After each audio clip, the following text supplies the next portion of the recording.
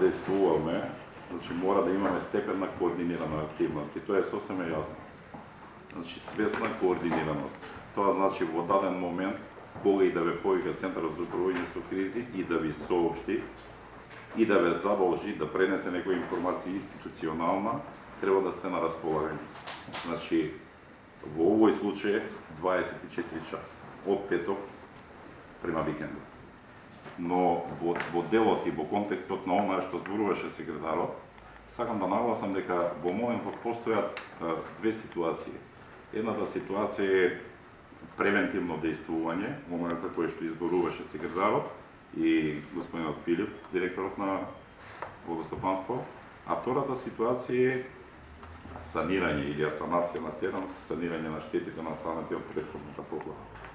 Значи не може да се заборави дека во овој момент не треба да се врши санирање на евентуалните штети што настанаа со поплавата, но во секој случај да се размислува за превенција во делот на онаа што го нарекуваме критичност или критичен момент или критична точка, без оглед каде се однесувала таа. Во конкретниот случај,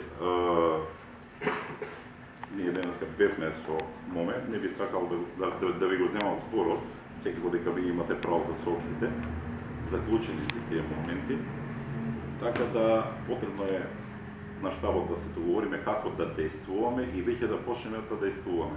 Затоа што кратко е времево, значи имаме денешниот ден и утрешниот ден, веќе од петок почнуваат обилните врнежи, така би ве замолил да сме концентрирани, да може да функционираме сите заедно и да сме спремни да действуваме во даденот момент веднаш.